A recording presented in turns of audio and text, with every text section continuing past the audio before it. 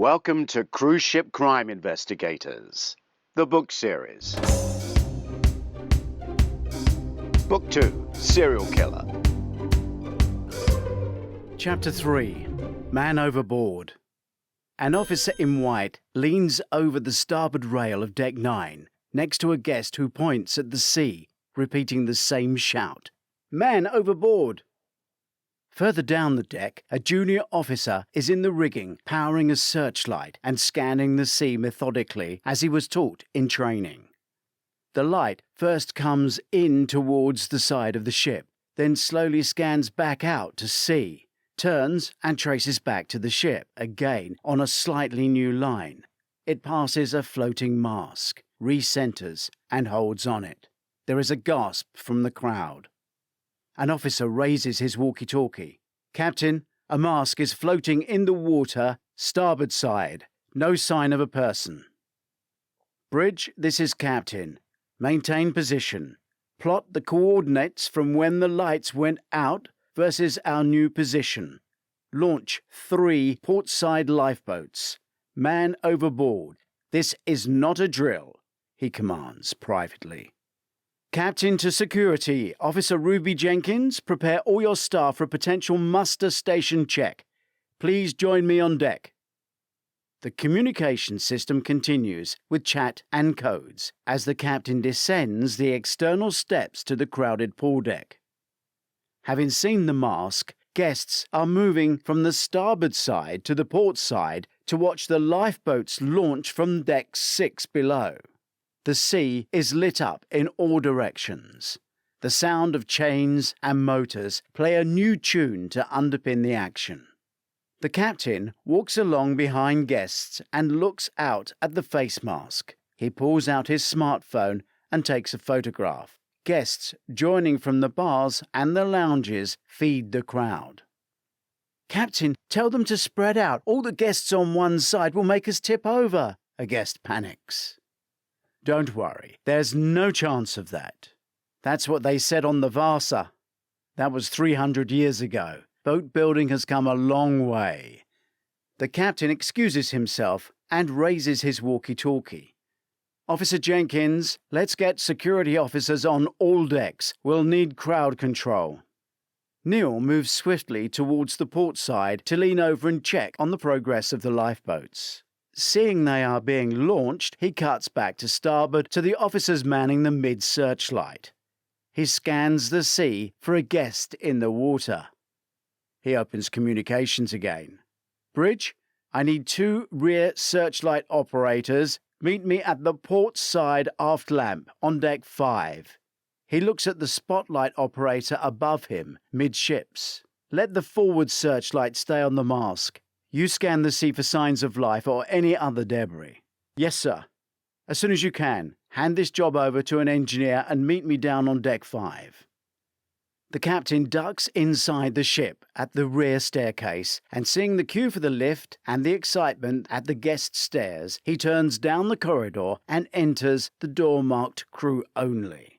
He runs, taking 2 steps at a time on the white metal stairs, flashing round the tight corners of the undecorated area.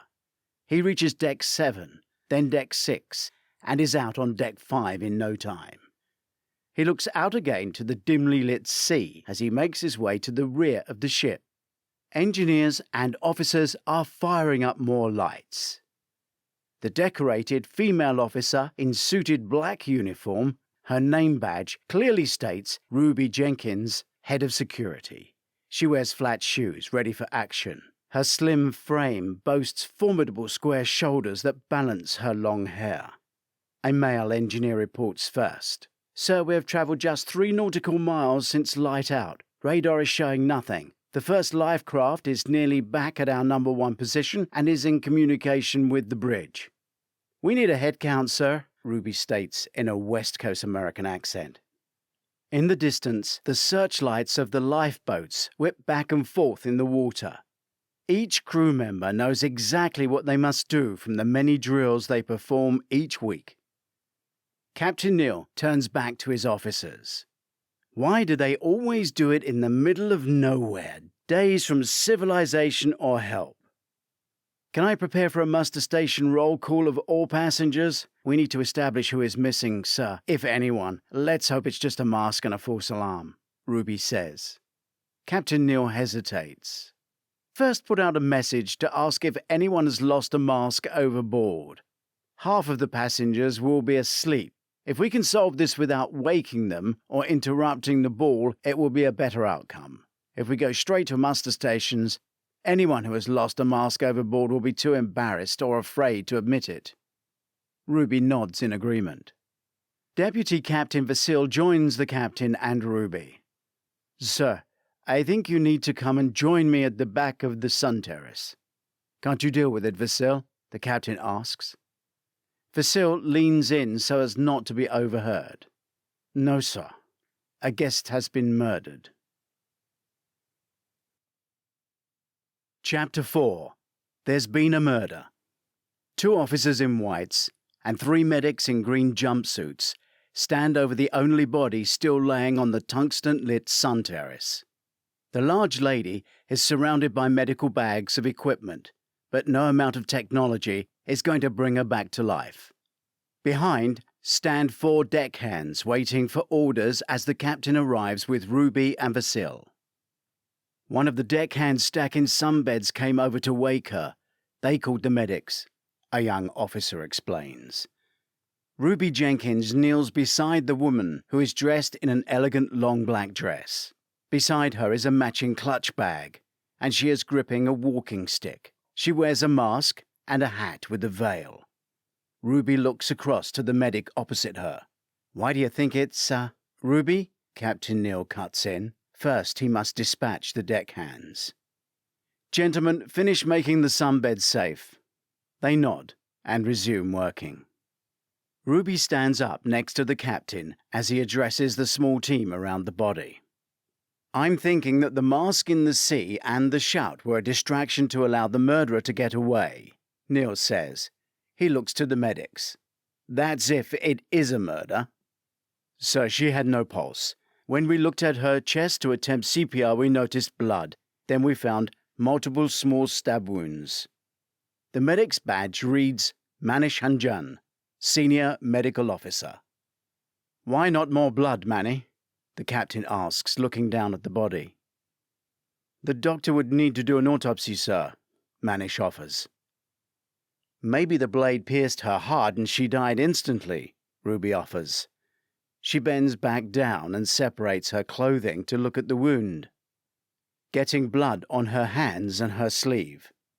Manish offers her some wipes to clean her hands and a pair of gloves. It is not a knife, miss. The wounds are too small. She was lying with a huge group of people, and no one noticed her die, Ruby muses. Gentlemen, the captain shouts to his deck crew, stopping them stacking beds. Leave it now. Please report to Human Resources and make statements. Not a word to anyone else about this until we know what's really happened. Not one word. Thank you. Use the far stairs. He points at the staircase on the other side of the sun deck. The captain looks around, then back to his immediate team. The whole terrace is a crime scene. Let's get it photographed and find any blood trail. We need fingerprints on the door handles and the rails. Ruby, you're in for a busy night. She acknowledges that and turns away. She sees a member of her team waiting below on deck 9, offering her a roll of tape. She holds out her hands and it's thrown up. Jason, one of the house photographers, is there with his camera. She waves him to join them via the rear stairs, then indicates to her teammate that the near stairs should be taped off. Neil turns to Manish again. Okay, Ruby, as soon as you give clearance, I want the body out of sight and in the morgue. Collect evidence and have this deck cleaned and open before sunup. Brief Dr. Yates to set up an autopsy room. Neil takes out his own smartphone and photographs her low-heel black dress shoes and her hand gripping the clutch bag. Now wearing gloves, Ruby opens the bag and takes out the one magical thing every cruiser carries, her cruise card. She passes it to Neil. Donna McGovern, were you travelling alone? Jason approaches ready to start taking photographs, and Ruby instructs him. Can you get detail of all the jewelry she's wearing? It looks expensive. Necklace, bangles, and the rings, then everything in her handbag. The captain nods in agreement. He has his smartphone to his ear. Roy, it's Neil. We have a deceased guest on the sun terrace. Maybe another overboard, but I'm beginning to think that the second is unlikely. Can you do a passenger check on a Donna McGovern? Family contacts, details, anything you have. Thanks. Neil watches Jason and Manish work, and then looks over the edge to the stairs being securely taped off. He turns back to the young officer cadet, who is mesmerized by the scene playing out before him. You could do 40 years at sea and never see anything like this again. I'd like you to make a very full report of everything that has happened tonight. Everything. Yes, sir.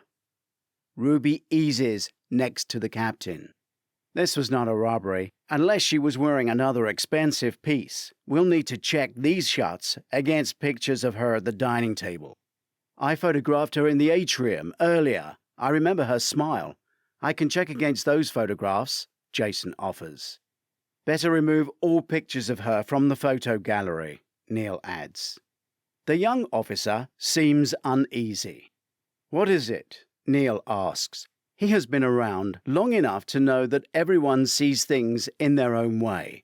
Everyone's mind is focused differently, and the young officer has been watching everything. They would have had to have covered her mouth with some force to ensure she didn't scream. Her mouth looks very strange. Is it broken? The officer asks. Did you move her mouth? The captain asks Manish. No, sir, Manish replies. She was dead. We didn't clear her airway. We called security. Neil's focus falls on her mouth. It is awkwardly closed, as if her jaw may have been broken. The medic pulls her chin down to reveal her mouth is stuffed with red material. Jason photographs as Manish removes it. The captain takes over and holds the top corners, allowing it to unfold, revealing it's a red napkin from the dining room with words written in black ink. Scatter, you featureless puppets, scatter.